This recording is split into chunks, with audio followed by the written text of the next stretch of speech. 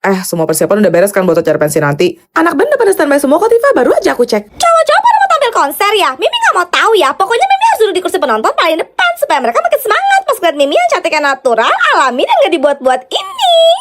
Sudah mau nubur-nubur, udah pernah ngerasa stick drum belum tuh mulut? Sabar, Tifa, sabar. Ya, Mimi maklum sih, kalian cewek-cewek pasti cuma FOMO kan? Mana mungkin kalian tahu lagu-lagu anak band? Apa cuma Mimi satu-satunya cewek yang hafal lagu band paling hits dan terkini? Mendingan lo hafalin doang sebelum gue bikin lo menghadap kayak Maha Kuasa. Sabar, Tifa, sabar. Nih ya, kalau kalian gak percaya, Mimi bisa buktiin kok. Mimi bakal nyanyi satu lagu dari penyanyi paling terkenal sedunia, Justin Bieber. Judulnya Deposito. Lo mau nyanyi apa nabung? Gue lempar celengan juga lo. Sabar, Tifa, sabar. Deposito, kue lempar piscok cilok deposito. Gagang 2, 3 kaos kado-kado. Deposito. Diam! Lo dari tadi nyanyi gak jelas gitu, enak sebas dulu pakai yogurt. Iya, aku juga mau, Tifa. Bagi dong. Nih, lo pilih dah mau yang mana. Sumpah, ini tuh seenak itu. Aku suka, soalnya nata kokonya banyak banget. Yummy. Yoi, panas-panas gini tuh nyegerin banget, plus kenyangin pula. Masih ada nggak? Bisa punya Mimi aja, masih sisa dikit. Mimi suapin ya.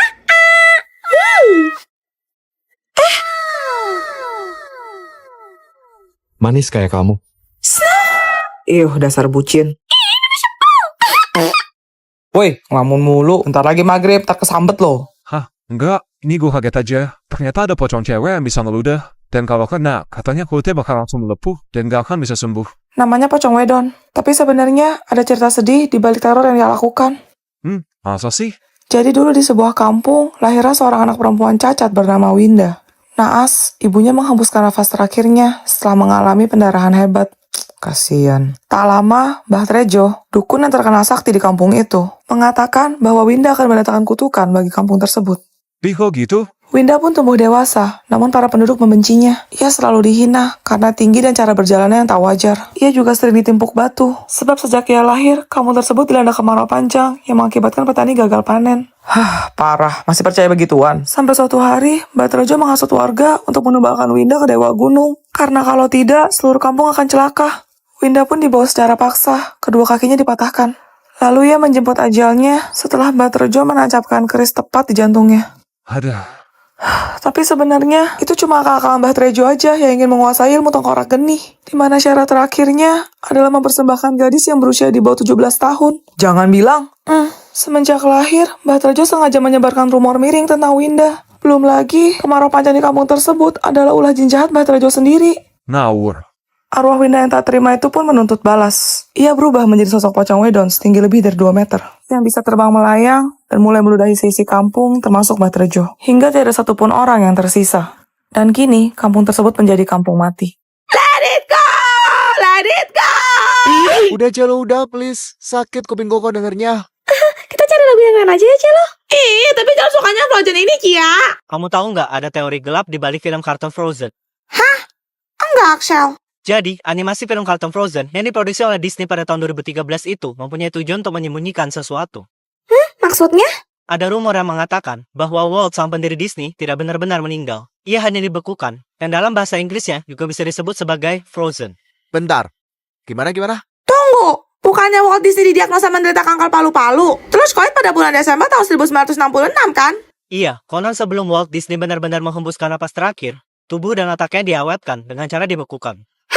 Agar nanti di masa depan, saat teknologi sudah canggih dan obat kanker sudah ditemukan, Walt Disney bisa dihidupkan kembali untuk menikmati hasil kinerjanya selama ini. Serius? Maka dari itulah, Disney menciptakan kartun Frozen. Karena sebelumnya, saat kita mengetik kata Frozen di pencarian internet, artikel-artikel yang muncul merupakan berita tentang kepala Walt Disney yang dibekukan. Waduh, suram bet. Dan benar saja, sejak film kartun Frozen dirilis, teori konspirasi kelam mengenai Walt Disney yang dibekukan pun tenggelam. Digantikan oleh animasi kartun Frozen yang ceria, lucu, menarik, dan menyenangkan.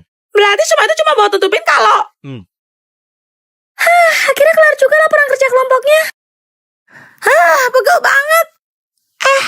Maaf ya Cia, sampai malam gini. Kalau enggak, nanti aku minta tolong mamaku deh buat laporin mama kamu supaya kamu dijadiin nginep di rumah Celo. Yes. Pada lapar gak sih?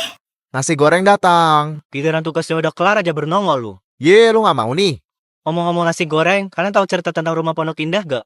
Kalau nggak salah gosipnya, ada penjual nasi goreng tek-tek yang hilang di rumah itu bukan? Hah? Serius, gerobaknya ditinggal gitu? Mitosnya sih malam itu ada cewek yang mesen, tapi pas abang yang antar masuk ke dalam rumah, abangnya nggak pernah keluar lagi. Ada yang bilang rumah itu merupakan kerajaan jin, tempat di mana banyak makhluk gaib tinggal. Konon tahun 1983, rumah itu sempat dihuni oleh seorang pengusaha berkeluarga negara asing. Namun mereka semua sekeluarga harus tewas secara mengenaskan di tangan perampok. Ya ampun. Menurut desas-desus yang beredar, motifnya adalah persaingan bisnis. Perampokan itu hanyalah kedok untuk menutupi pelaku pembunuh yang sebenarnya. Waduh, Total korbannya mencapai 7 orang, termasuk pembantu dan anak-anak. 7. Banyak juga. Pemilik seterusnya sampai pemilik keempat juga dikabarkan meninggal di rumah itu. Dan salah satunya ada yang tenggelam di kolam renang rumah tersebut. Udah Axel merinding sih ya. Guys, kalian denger gak? Materi kita hari ini adalah tentang pengendalian diri ya anak-anak. Jadi, sekarang ibu mau kalian memberikan satu kata yang bisa membuat ibu naik darah, marah, emosi, atau setidaknya kesal. Ini yakin nih? Iya, ntar salah-salah malah jebakan Batman lagi. Kesabaran Bu Tifa kan setipis tisu dibagi 7.000. Yang ada pindah alam login ke akhirat kita. Ayo, masa nggak ada mau kasih contoh sih? Kalian nggak mau nilai tambahan nih? Jelek. Wela, Sel.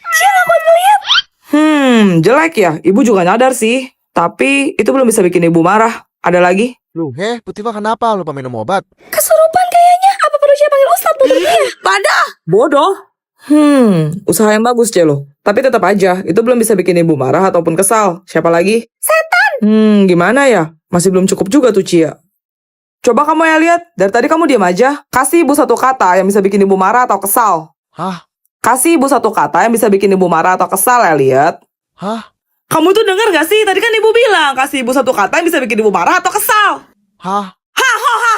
Nih ya, lihat. Ibu mau kamu kasih ibu satu kata yang bisa bikin ibu marah atau kesal. Hah? Budak ya kamu, tukupnya mau ibu karena pakai sendok semen. Ibu bilang kasih ibu satu kata yang bisa bikin ibu marah atau kesal. Hah? Berarti kamu kan berhenti yang benar sampai jabatan ibu selesai. Hah? Askar Kadia, Betul, Pak. saya lihat kamu ingin melamar jadi manajer ya di sini. Tapi ijazah kamu cuma lulusan SMA. Emangnya kalau boleh tahu pengalaman kerja kamu sebelumnya apa sampai kamu berani mengambil posisi setinggi ini? Tentu saja pengalaman kerja saya banyak, Pak. Salah satunya pada saya banggakan, saya pernah mengisi posisi untuk menjadi subjek eksperimen sosial, Pak. Jadi bisa dibilang saya sangat ahli dalam hal psikologis, khususnya menilai karakter pribadi seseorang yang pelit. Apabila orang tersebut memiliki hati dermawan dan suka berbagi, biasanya saya akan memberikan validasi berupa pujian, tak lupa mentransfer doa, semoga semakin dimurahkan rezekinya. Amin, amin. Saya nggak nyangka, mulia sekali kamu Aska. Tapi maaf, Dan juga saya pernah menjadi pakar profesional dalam bidang lalu lintas, Pak. Job desk saya adalah mengatur semua kendaraan, baik roda 2 maupun roda 4 agar tertata rapi, dan memastikan kondisinya dalam keadaan aman terkendali. wah keren juga. Tapi, Satu lagi, Pak, saya punya side job juga, freelancer sih, hobi soalnya. Saya terjun dalam bidang kuliner entertainment, tepatnya divisi musik. kamu punya bakat seni juga. Betul, Pak, saya yang bertanggung jawab untuk memastikan para pelanggan kafe maupun restoran selalu merasa terhibur dan tidak kesepian. Setelah saya pertimbangkan, saya rasa memang saya butuh orang seperti kamu. Selamat, kamu diterima Aska. Terima kasih, Pak. Lihat pulang. Dustak. Iya, sana ganti baju dulu. Jangan langsung mandi ya kalau keringetan, ntar panuan loh. Iya.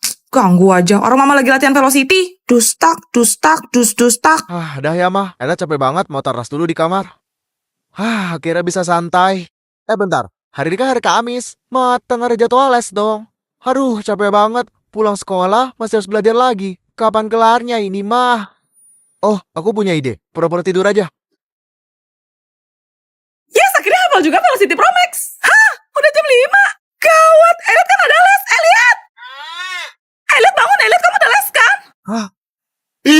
Kenapa, Mah? Oh iya, ada les. Sekarang jam berapa?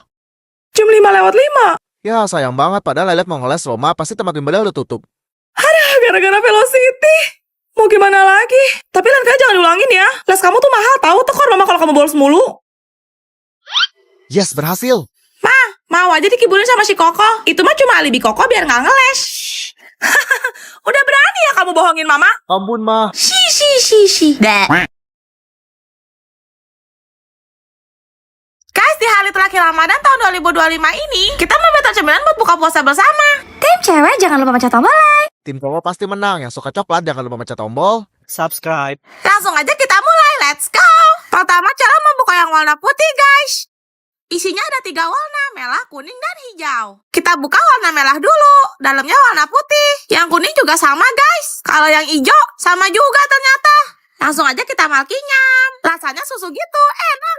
Cia mau buka yang warna pink, ini rasa strawberry guys. Bungkusnya warna pink juga, cute banget gak sih? Walaupun isi dalamnya gak terlalu pink sih. Ayo kita coba. Ini kayak rasa susu strawberry gitu loh guys, Cia suka. Sekarang giliran aku buka yang rasa coklat nih guys. Aku suka banget sama coklat. Kita dapat 9 piece. Langsung aja kita buka. Dalamnya kayak gini.